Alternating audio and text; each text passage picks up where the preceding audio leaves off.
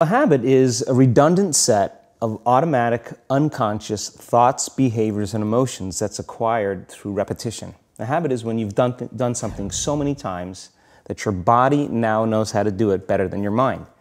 So if you think about it, people wake up in the morning, they begin to think about their problems. Those problems are circuits of memories in the brain. Each one of those memories are connected to people and things at certain times and places. And if the brain is a record of the past, the moment they start their day, they're already thinking in the past. Each one of those memories has an emotion.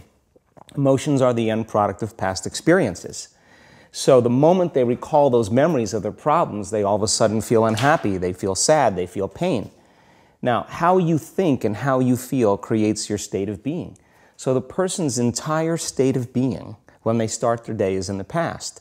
So what does that mean? The familiar past will sooner or later be predictable future.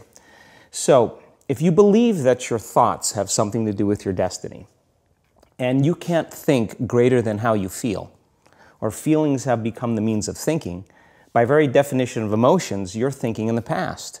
And for the most part, you're going to keep creating the same life. So then people grab their cell phone, they check their WhatsApp, they check their text, they check their emails, they check Facebook, they take a picture of their feet, they post it on Facebook, they tweet something, they do Instagram, they check the news, and now they feel really connected to everything that's known in their life. And then they go through a series of routine behaviors. They get out of bed on the same side, they go to the toilet, they get a cup of coffee, they take a shower, they get dressed, they drive to work the same way, they do the same things, they see the same people, they push the same emotional buttons, and that becomes the routine, and it becomes like a program. So now they've lost their free will to a program, and there's no unseen hand doing it to them. So when it comes time to change, the redundancy of that cycle becomes a subconscious program. So now 95% of who we are by the time we're 35 years old is a memorized set of behaviors, emotional reactions, unconscious habits, hardwired attitudes, beliefs, and perceptions that function like a computer program.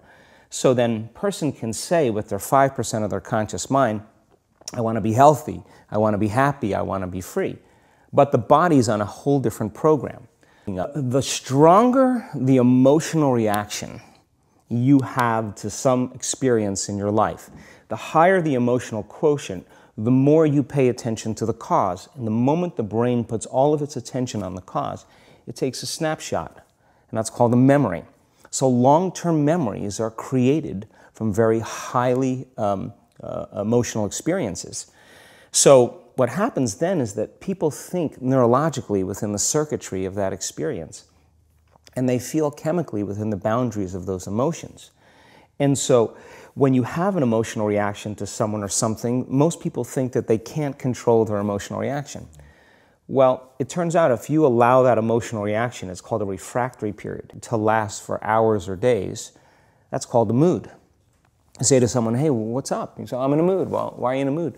Well, I had this thing happen to me 5 days ago, and I'm having one long emotional reaction. If you keep that same emotional reaction going on for weeks or months, that's called temperament. Why is he so bitter? I don't know, let's ask him. Why is he so bitter? Why are you bitter? Well, I had this thing happen to me 9 months ago. And if you keep that same emotional reaction going on for years on end, that's called a personality trait. And so learning how to shorten your refractory period of emotional reactions is really where the work starts. So then people, when they have an event, what they do is they keep recalling the event because the emotions of stress hormones, the survival emotions, are saying pay attention to what happened because you want to be prepared if it happens again.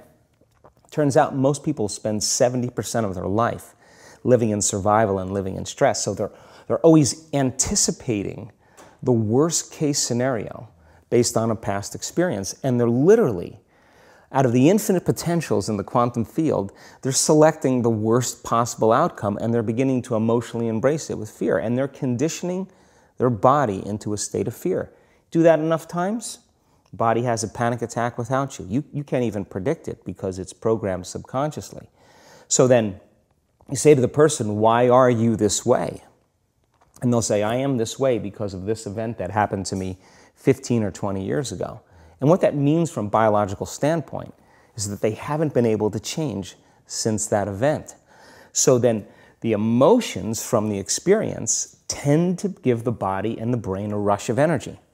So people become addicted to the rush of those emotions, and they use the problems and conditions in their life to reaffirm their limitation, so at least they can feel something.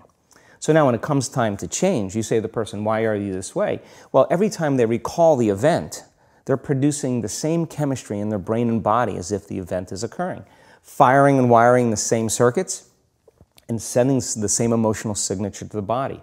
Well, what's the relevance behind that? Well, your body is the unconscious mind. It doesn't know the difference between the experience that's creating the emotion and the emotion that you're creating by thought alone. So the body's believing.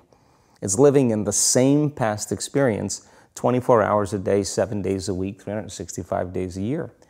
And so then when those emotions influence certain thoughts, and they do, and then those thoughts create the same emotions, and those same emotions influence the same thoughts, now the entire person's state of being is in the past.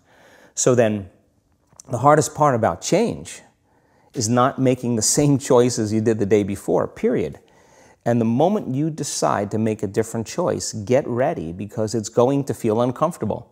It's going to feel unfamiliar. The bigger thing is that we keep firing and wiring those circuits. They become more hardwired. So you have a thought and then the program runs. But it's the emotion that follows the thought. If you have a fearful thought, you're going to feel anxiety. The moment you feel anxiety, your brain's checking in with your body and saying, yeah, you're pretty anxious. So then you start thinking more corresponding thoughts equal to how you feel. Well, the redundancy of that cycle conditions the body to become the mind. So now, when it comes time to change, a person steps into that river of change and they make a different choice, and all of a sudden, they don't feel the same way. So the body says, well, you've been doing this for 35 years. You're going to just stop suffering and stop feeling guilty and stop feeling shameful, and you're not going to complain or blame or make excuses or feel sorry for yourself. Well, the body's in the unknown. So the body says, I want to return back to familiar territory. So the body starts influencing the mind, and it says, start tomorrow. You're too much like your mother. You'll never change. This isn't going to work for you. This doesn't feel right. And so if you respond to that thought as if it's true, that same thought will lead to the same choice, which will lead to the same behavior, which will create the same experience, which will produce the same emotion. Your body is your unconscious mind. In a sense, if you're sitting down and you start thinking about some future worst-case scenario that you're conjuring up in your mind, and you begin to feel the emotion of that event, your body doesn't know the difference between the event that's taking place in your world, outer world, and what you're creating by emotion or thought alone. So most people then, they're constantly reaffirming their emotional states. So when it comes time to give up that emotion, they can say, I really want to do it, but really the body is stronger than the mind because it's been conditioned that way. So the servant now has become the master. And the person all of a sudden, once they step into that unknown, they'd rather feel guilt and suffering because at least they can predict it. Being in the unknown is a scary place for most people because the unknown is uncertain. People say to me, well, I can't predict my future. I'm in the unknown, and I always say the best way to predict your future is to create it.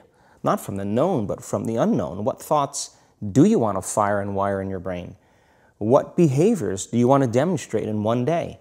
The act of rehearsing them mentally, closing your eyes and rehearsing the action. Closing your eyes and mentally rehearsing some action.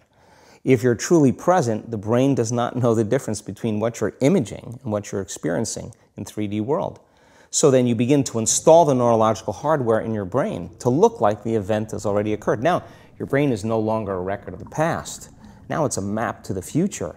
And if you keep doing it, priming it that way, the hardware becomes a software program. And who knows, you just may start acting like a happy person. So then how do you begin to make those changes? Well, you have to get beyond the analytical mind, because what separates the conscious mind from the subconscious mind is the analytical mind. And that's where meditation comes in, because you can teach people through practice how to change their brainwaves, slow them down. And when they do that properly, they do enter the operating system where they can begin to make some really important changes. So most people then wait for crisis or trauma or disease or diagnosis. They wait for loss, some tragedy to make up their mind to change. And my message is, why wait?